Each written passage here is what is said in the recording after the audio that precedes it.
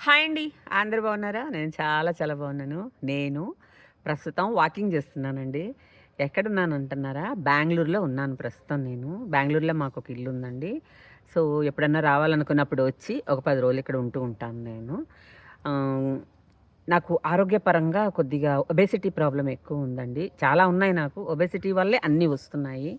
So, దానివల్ల చాలా ఇబ్బంది పడుతున్నాను. ఏం తినకపోయినా అప్పటికి నా డైట్ వీడియోలు మీరు చూస్తే మీకు అర్థమైతది. నేనేమి తిననండి. చాలా తక్కువ తింటాను. చాలా హెల్తీ డైట్ తింటాను. అయినా సరే ఒబేసిటీ మాత్రం కంట్రోల్ చేయలేకపోతున్నాను. దానికి ఎక్సర్సైజ్ అనేది చాలా అవసరం అండి. కానీ ఎక్సర్సైజ్ చేసేటువంటి మూమెంట్ అయితే నాకు లేదు. ఎందుకంటే నాకు నీ ఆల్రెడీ చాలా దెబ్బతినున్నది. సో, మ్యా మినిమమ్‌గా మేనేజ్ చేయగలను గానీ వాకింగ్‌లు, ఎక్సర్సైజ్‌లు అవైతే చేయలేను నేను. సో, ట్రై చేద్దామని ఈసారి నీ క్యాప్స్ తీసుకొని వచ్చాను. ఇది పెద్ద కమ్యూనిటీ అండి మా హౌస్ ఉండేది. దీంట్లో చాలా పెద్ద గ్రౌండ్ ఉంది. నువ్వు ఎంతసేపు నడవగలిగితే అంతసేపు నడవచ్చు. సో, చూద్దాం కొద్దిగన్నా కంట్రోల్ అవుతానేమో అనే ఉద్దేశంతోటి ముందు బాడీ యాక్టివ్‌గా ఉంటుంది. అందుకోసమని వాకింగ్‌కొచ్చాను అంతేను.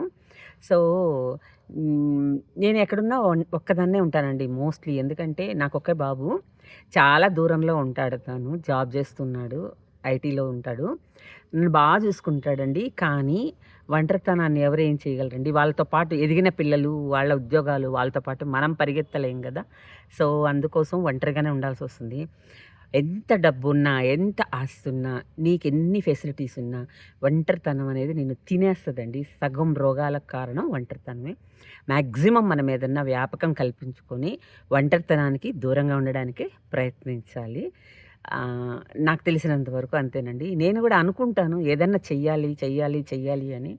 మనసేమో అది చేయగలను, ఇది చేయగలను అని అంటుంది. కానీ శరీరం దేనికి సహకరించదండి.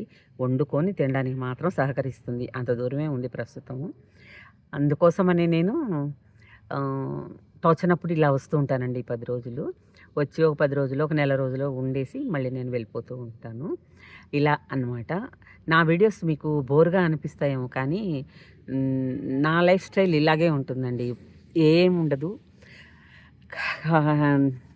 మంచి డైట్‌ని ఫాలో అవ్వటం, ఏదన్నా మంచి డైట్‌ని వండుకోవడం, తినడం, ఏదైనా ఎక్సర్సైజ్ చేయడం, ఇల్లు వాకిలి శుభ్రంగా పెట్టుకోవడం చేతనైనంతలో. ఇంతే. జనరల్‌గా ఇంతే. ఇంతకంటే అయితే ఏం చేయలేను నేను. ఇదే జరుగుతా ఉందండి. సో, నా వీడియో మీకు నాలాగా ఎవరు ఎంతమంది సఫర్ అవుతున్నారో ప్లీజ్ కమెంట్ చేయండి. మీకని ఈ వీడియో నచ్చితే లైక్, షేర్ అండ్ సబ్స్క్రైబ్.